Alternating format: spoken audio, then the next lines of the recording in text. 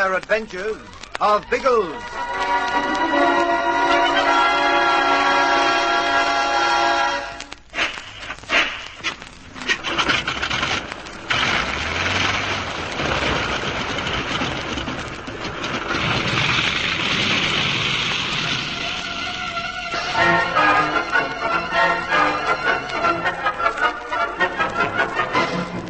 Biggles' assignment in the West Indies has produced nothing but setbacks and false trails, until Algy makes a lucky guess. It again leads the flyers to the island of Inaugura. After a night of heavy rain, they make a further reconnaissance of the arid, depressing blob of land with its immense lagoon. But this time, there is a difference. The lagoon has changed shape, and there are several smaller stretches of water that weren't there before. One of these, to Algy's excitement, is shaped like a pear. It corresponds with Hagen's map. That's it, Biggles. Yes, I think that's what we're looking for. There's no question of it. And look, by the end of it, there's a sort of lump. That's the square marked on the chart. It could be, Algy. If you're still doubtful, fly over it again. Come in low and we'll know if we're right. I won't do that. If anyone was watching, they'd know we were interested. But you still haven't made up your mind, have you? Yes, I have. I'm as excited as you are. But the incident with the yacht has made me careful. Funny about the water not being there yesterday when you came over. It is rather. But it's a flat, low-lying island, and it obviously collects water during heavy rain. That's why so many of the features are different today. It must have been like this when Hagen hid the papers. It's possible. Oh, hang it all, Biggles. What more do you want? There's a colony of flamingos on the island. He started to write the name of his letter to von Starlein, and now we've seen the lagoon shaped like a pear. It must be the island. Cool down, Algy. I'm going to work on that theory. You'll put down? Not this morning. Why not? 2 good reasons. There may be someone watching the kite and waiting for it to land. And then we'll have to equip ourselves with rations and so forth, ready for a long stay. Oh, we shan't be here long. Hagen's papers will be in that mound thing by the end of the small lagoon. They may be, but this time we're going to do it properly, Algy. We're going to move on to Inaugura and keep on searching until we found these confounded papers.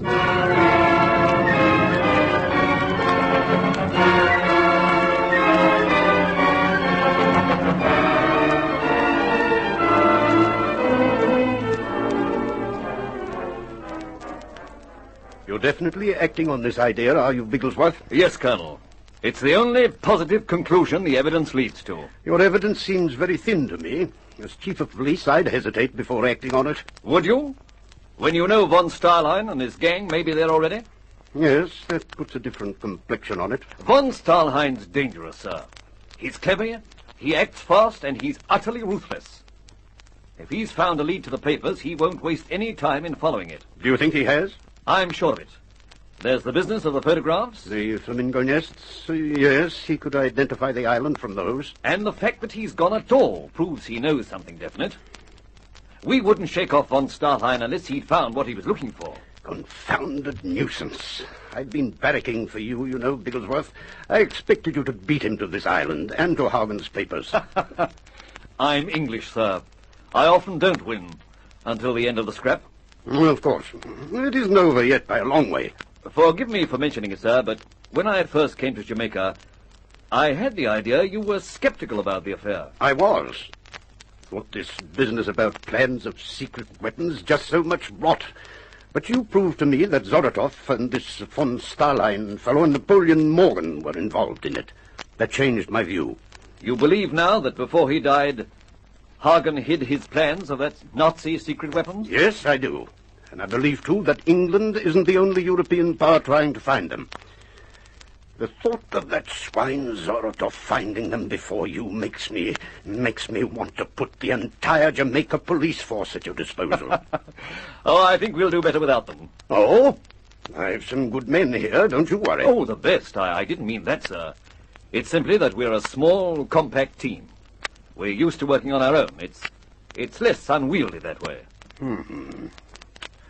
I don't want to be left out of this entirely, Bigglesworth. I don't quite understand, sir. Well, you're operating in my territory. I've issued warrants for the arrest of the men you're working against.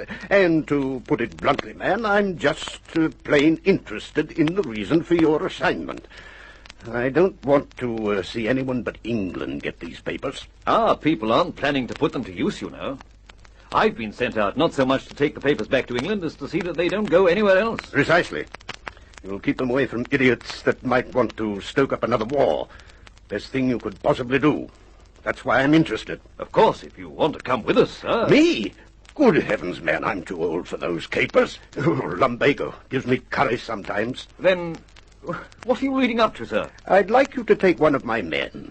Then I'd feel I was represented, and you'd have another body you could call on if necessary. Of course. I'd be delighted to do that. Tom Hammonds is the boy. Frankly, it was his idea. Ever since he met your fellows, he's been badgering me to assign him to special duty with you. You couldn't give me anyone better. Tom did a grand job on that, affair with the fishing boat yesterday. Cheeky young pup. He told me he thoroughly enjoyed himself, even if it did nearly cause an international incident. My blokes felt the same. They'll get on well with Tom.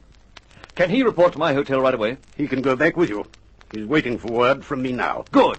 Would you hustle him up, sir? I want to finish provisioning and planning by tonight, and take off for Inaugura first thing in the morning.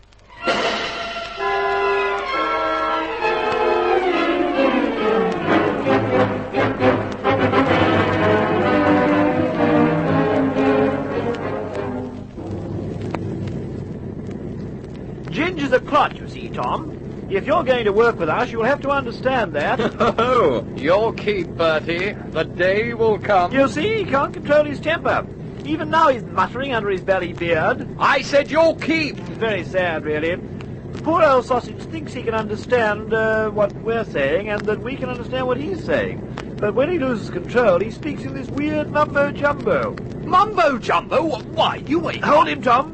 He's really quite violent when he gets like this. Yeah. Yes, I've got him. Tom, for Pete's sake, don't encourage the idiot.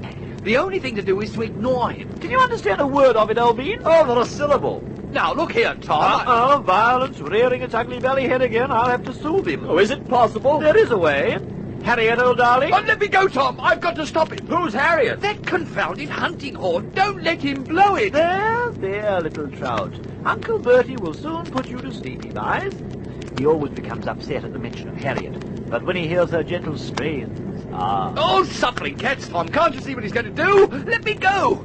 You've no idea what the row's like. You just stay quietly, Ginge. Uncle Bertie knows what he's doing. He's driving us slowly mad, stark raving cuckoo. Quick, Harriet, old darling. He's worse than usual this morning. Tom! Oh, heavens, this is awful. I know. We've got to stop him. Let me go. What can we do? There are a couple of cloaks over there. Grab one. Right.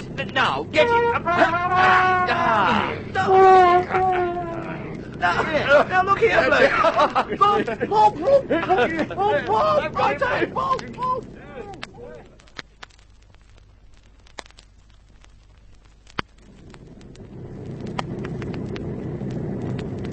That's most peculiar. What is? The kite's bumping a lot. And yet the atmosphere's perfectly clear. Nothing wrong with the donks? No, the plane itself. It's lurched 3 or 4 times as if someone was tossing a heavy load about in the cabin. Maybe it was. There's an echo coming up. The Mystery Island. Huh. I wonder if we're right about it, LG. No use wondering. We'll find out. When are you going to land? I'll worry about that after I've checked on the Viga. A scout along the coastline, and then, if we see nothing, we'll choose a decent mooring.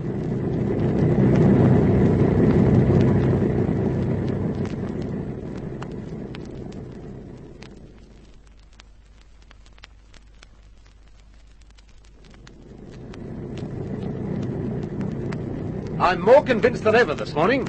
That lagoon's shaped exactly like a pear. It does look hopeful. But strange we haven't seen the Viga anywhere. You think she'd be here yet? Either here or on her way.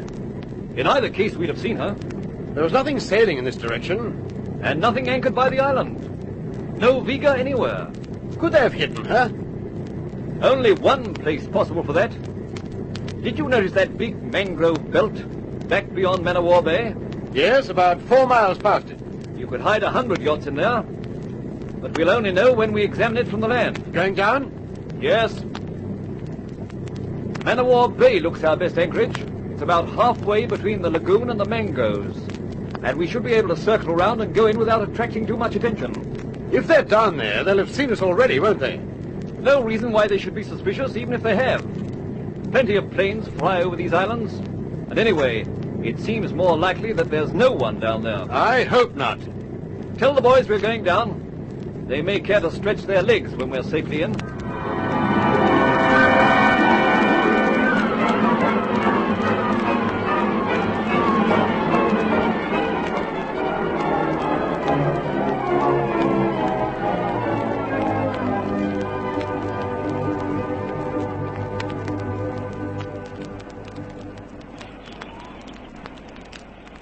Oh, tropical islands. This place is a bally cell. I told you it was a miserable dump. Oh, I don't know. It's quite a decent beach. There's some perfectly good water over there if you feel like a swim. But where are the waving palm trees and the dusky dancing beauties? Ulysses like to lead a calm, relaxed life. Well, you won't lead it here. Have a look at these. Footprints, by Jove. Footprints in the bally sand. Yes. I say old man Friday must have come tootling along in this direction. Man Friday, nothing. See this set? Narrow shoes with long pointed toes. I know who wears shoes like that. Who? Napoleon Morgan. Those are his prints. They prove that von Starline and his boys beat us to the island.